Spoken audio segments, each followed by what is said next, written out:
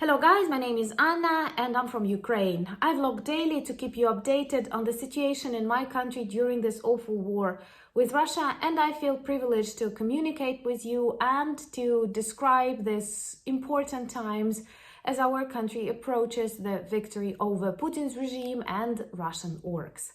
And today I want to speak about two subjects that are not closely connected, but I think they are interesting and worth our discussion. The first one is Belarus and the fence that is built of concrete and other strong materials to separate us from Lukashenko and his regime. I live in the region that borders with Belarus in the north. I have been to Minsk and Brest like a decade ago, and I hope that one day this country will be democratic and free.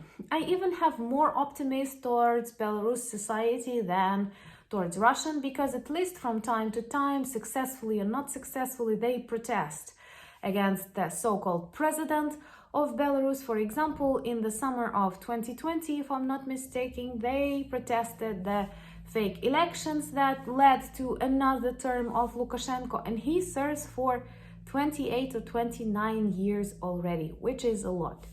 Lukashenko is hugely dependent on Putin, and despite the fact that he tries to maneuver and to participate in a war and not to participate in war, he gave the territory of Belarus to Russian troops, Russian tanks, and they have attacked Kyiv and Chernihiv regions from Belarus. Also, they have targeted us with missiles numerous times, also from the territory of Belarus. So here we see two great problems. First of all, Belarus is a part of war, and second, Belarus does not belong to Belarus people. It belongs to Lukashenko, and Lukashenko belongs to Putin. So now, in the regions that border with Belarus, like Volyn, like Rivne, like Zhytomyr, like Chernihiv, soldiers and volunteers are building a really serious wall. And I think we should have built something like that long ago with Russia and with Belarus, because these countries are unpredictable, or better to say, it's easy to predict that only bad and evil things can come from their territory. And something like Chinese wall can help us protect close neighboring villages and territories of Ukraine from invasions, or at least to make this process more complicated.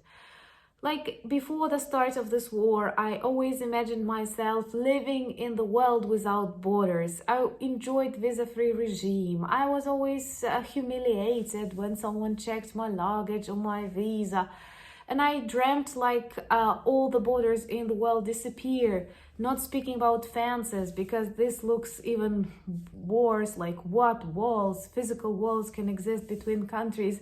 But now when you see Russia, when you see the orcs looting, raping, killing Ukrainians, you realize, yes, we need that wall, and let it be tall and high and thick, or whatever you call it, to separate us from Russia forever. I think we are already very much separated mentally, spiritually from them, and now it is a wise decision to do so physically.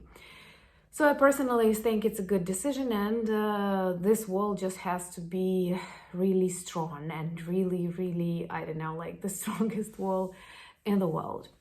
And another thing that I want to share with you is the information about the Banksy's works in Borodyanka.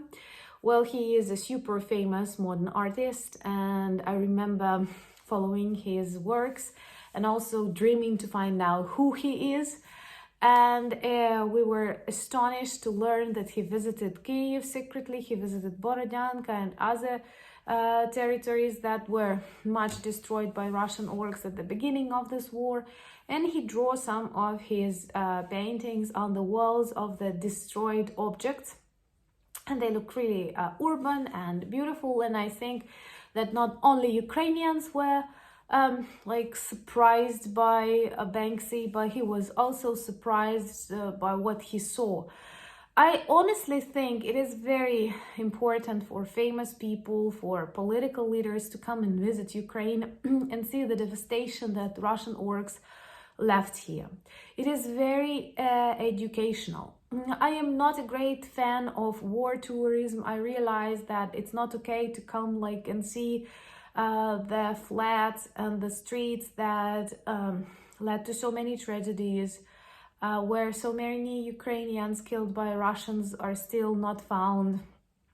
And it's not a kind of entertainment, but it is vital for those who doubt, for those who do not realize what kind of evil Russia is, to come and see. And I have personally witnessed the changes that happen in people, in their attitudes after they visited Ukrainian towns, villages and cities that were destroyed by Russian orcs, when they saw photos without these blurs, and when they realized the size of these awful crimes that Russians committed on Ukraine, on Ukrainian people since the start of this awful war. And at the same time, it is very important when these global opinion leaders come and visit Ukraine, attracting attention and speaking about war of Russia in Ukraine. Honestly, I was recently angry with UNICEF and Penelope Cruz.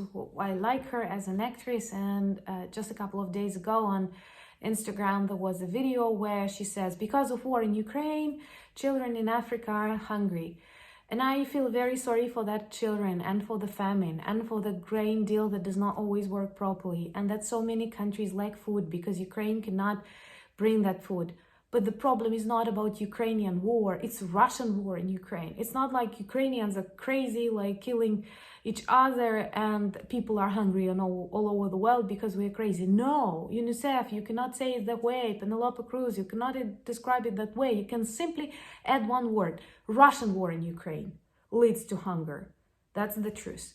So that's why those famous people, those influential people, opinion leaders, political leaders who can quickly change the attitudes and the feelings, the moods of societies, of their countries, of global societies, when they attract attention to Ukrainian problems, we feel very, very, very grateful. And something similar we feel to all the citizens who speak to their politicians, who speak to their friends and persuade that we cannot close the eyes on Russian war in Ukraine, that we have to continue supporting Ukraine. And that is why I am so grateful for the community of my channel and your yesterday's congratulations on Kherson victory. And I know that we had lots of people even from Poland who recently celebrated its Independence Day, and congratulations to all of my Polish subscribers. But still, during that day, they were calling Ukrainians and congratulating us with Kherson liberation, because this is a big day and an important achievement. Thank you for buying me coffees, being with me. Please subscribe if you're new to the channel, and Slava Ukraini!